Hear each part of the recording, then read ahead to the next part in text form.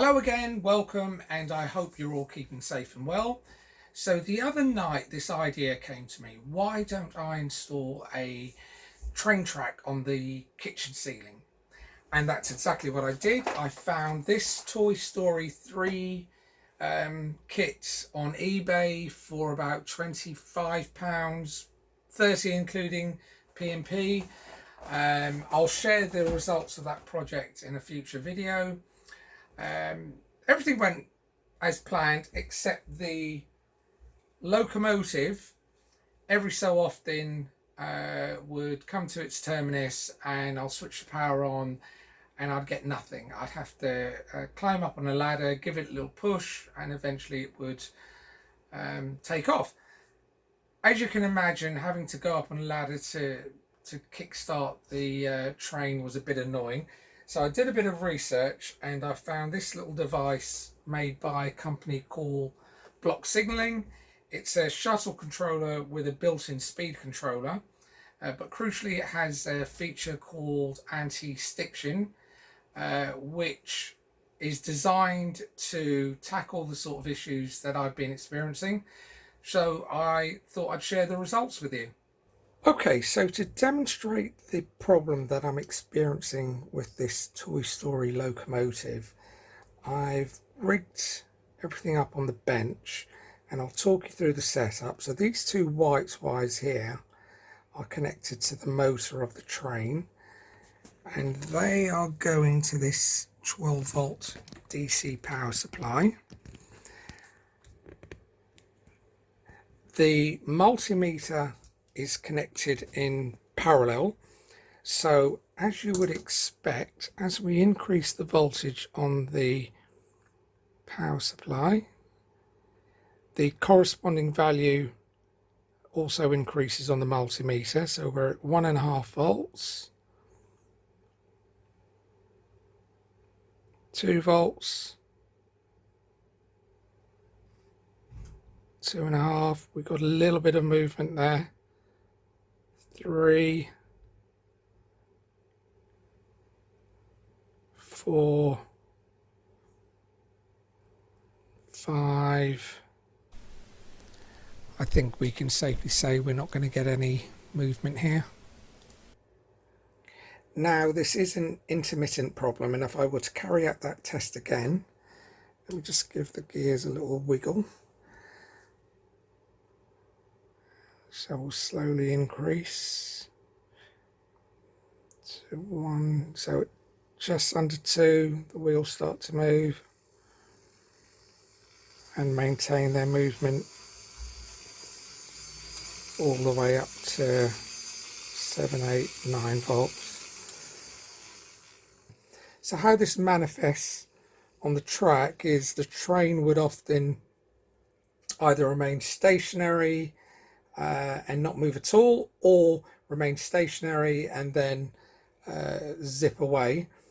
So I'm hoping that the anti-stiction function on this unit will help to solve that. We'll have a look at that in a minute, but just to show you the theory behind it. So the idea is rather than accelerating from a zero base in small increments, the anti-stiction function will be able to provide a surge of current that can get the motor turning and then maintain a steady voltage to keep the train moving around the track. So if I was to set this unit at, let's say, 4 volts,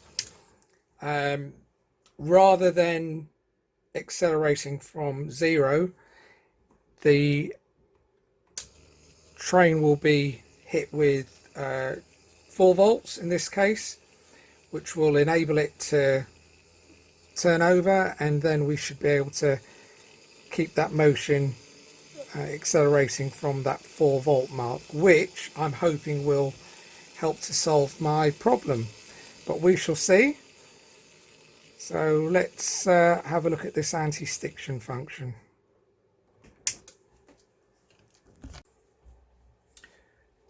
Right, so I've now wired in the BLOCKsignalling SS2A DC shuttle microcontroller. So this is sitting between the power supply and the train. So rather than me manually controlling the output of the voltage to the train, this is now done by this SS2A unit. So you'll see there are two potentiometers. One adjusts the speed and the other adjusts the time before the train switches polarity and goes into the opposite direction. So I'll show you that in a moment, but I just want to explain that you'll see there are four terminals on this circuit board. So the two that I've got connected up are the common, and the other one's labeled middle, and the other two are labeled east and west. Now this is designed to be used with breakpoints in your track, and this is where the east and west would be wired up. But you can also use this on a length of track without any breakpoints, and what will happen is the train will go in one direction for X amount of time set by the potentiometer, and when that time expires it will slow down and then go into reverse again for the same length of time and shuttle back and forth.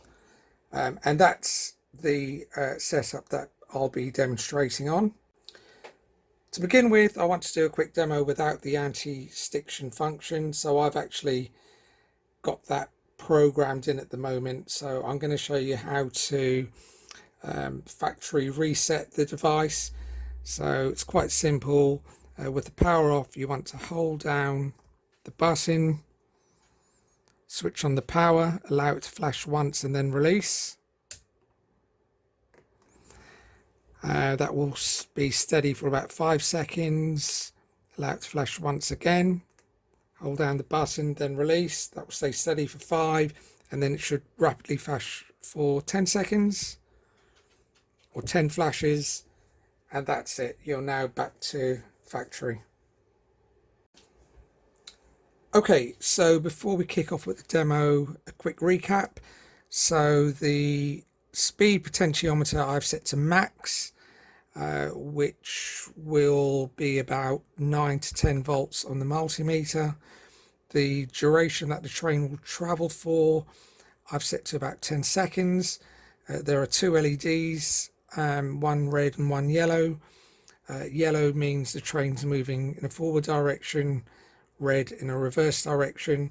Now in the factory default settings, the train will accelerate for 5 seconds before it reaches its maximum speed, and before it reaches its terminus it will decelerate for 5 seconds.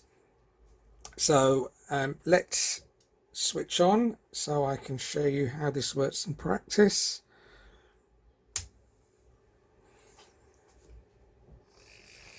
So there you can see the train accelerating up to its maximum speed, which is about 9.8 volts, and it will hold that for about 10 seconds, and you'll see the yellow LED will flash rapidly, meaning it's decelerating. It's now stationary, and now it's going reverse, accelerating again up to the 9.8 volts. It's now steady, meaning it's reached its maximum speed, and it will shortly start to decelerate, going from 9 all the way down to 0, stationary, and starts to accelerate again. So that's how the train operates in factory mode.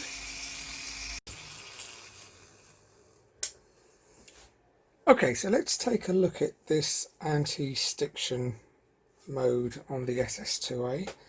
So there are three memory settings that we need to adjust: M8, M9 and M10, and we are going to be using BLOCKsignalling's recommendations. Okay, so I've hit the pause for 1 second because I appreciate that if you're not familiar with pulse modulation, it can be a tricky concept to understand. So I've put together this short 90-second explainer that will hopefully make things easier to grasp with the use of an oscilloscope. If this isn't your cup of tea, please feel free to skip this section. So I've swapped out the SS2A with this Hornby style controller. Now both types use a pulsed or pulse width modulation to control the speed of your locos. The only reason why I'm using this is because it's easier for me to demonstrate the size of the pulse and how the shape changes using this manual style control, but the principle and theory is exactly the same for both systems. So let's start off nice and simple. So we are stationary on 0 on the dial, and in the top left hand corner you will see as I dial up to max, we go all the way up to, what's that, 9.5, 10 volts. So maximum speed and stationary. It's nice and straightforward. Now I'm going to draw a line along the midpoint of the graph. Okay, so the line that I've just drawn on the graph, the pink line, indicates 0 volts. The way a pulse system works is by switching the power on and off many thousand times a second. We are able to control the amount of volts or the speed that the train travels at. So in this case, no surprise, we're on 0, and the pulse, which is that blue line, is pretty much running parallel to it. So let me dial that up to about 2 volts or 3 volts. Straight away you can see the pulse has changed shape, and I'm going to draw another line in here to make it easier to visualize. So very simply, the pink line indicates no power, and the blue line indicates maximum power. So you can see it at 2 to 3 volts.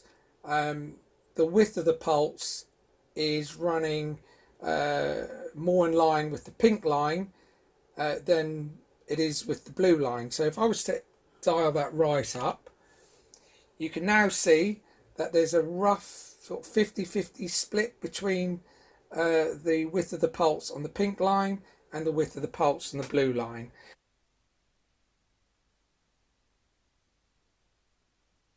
So the main thing to take away from this is that the anti-stiction feature enables us to provide a surge of energy by manipulating the shape of the pulse. So let's introduce the anti-stiction feature, and the first memory setting that we need to adjust is M8. M8 refers to the width of the pulse, or the duration of time that the pulse will remain on, and we can amend this anything from 100 milliseconds to 12.5 seconds. So BLOCKsignalling recommends a setting of 1 second, and in order to do that we need to hold down the button, switch on, count 8 flashes,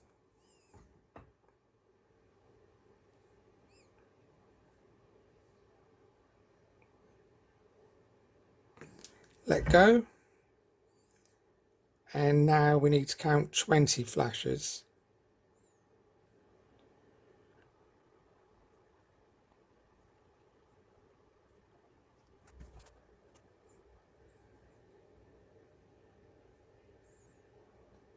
and that's M8 complete.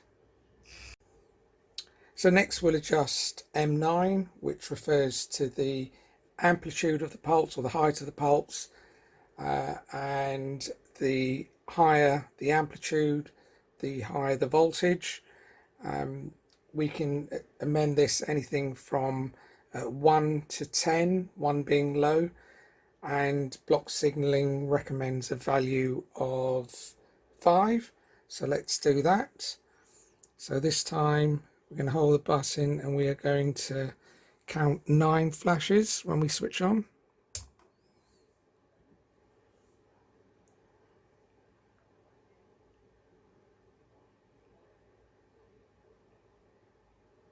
Okay, then you let go, and now we're going to count 5.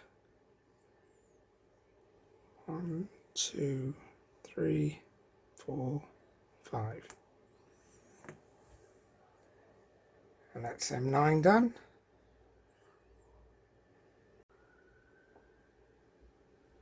So before moving on to M10, block signaling recommends that you test things out at this stage, and it also mentions that we should expect a 1 second delay within this cycle, and that's due to the 1 second duration that we've added to the pulse width. However, if we're happy with the way the train's running, when we amend M10, that should help to iron things out. So let's just see if everything's working.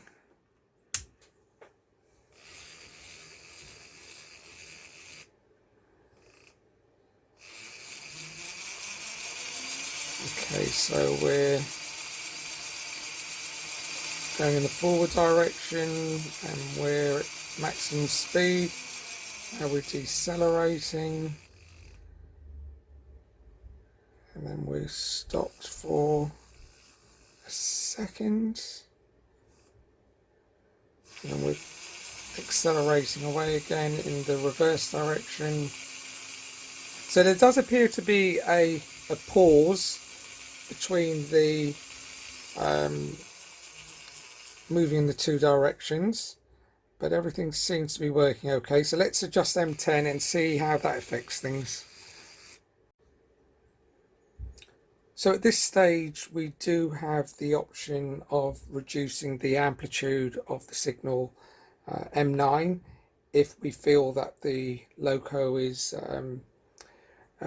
running too quickly, but I'm going to stick to these settings, and we now need to match the M10 setting to M9, so let's do that. So again, hold down the button, switch on and count to 10 flashes.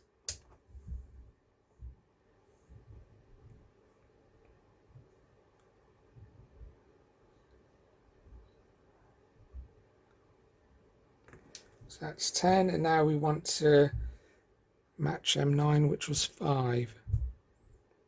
1, 2, 3, 4, 5. And that's M9 set. So let's switch off and do another test.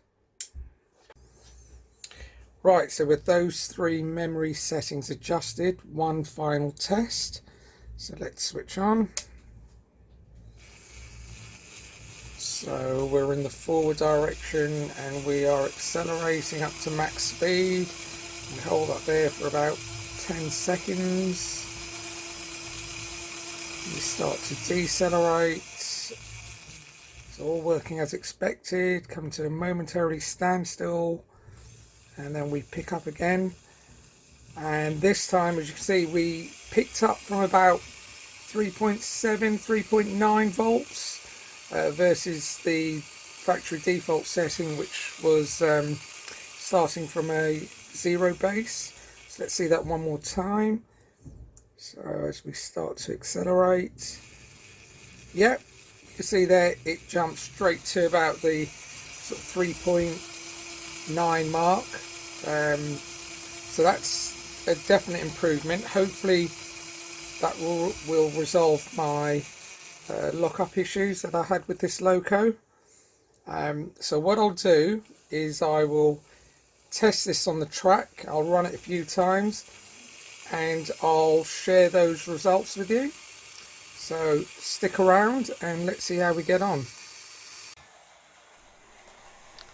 So I've been testing for about an hour, hour and a half, and being completely honest, I have had one lock-up, but that could have been due to a dirty track, because after I gave that section a bit of a clean, it's been running flawlessly, as you can see.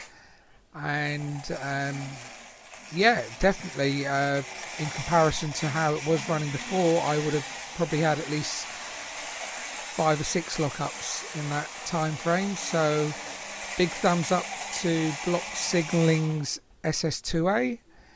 Hopefully you enjoyed this. Any questions, please leave in the comments, and I'll see you on the next video.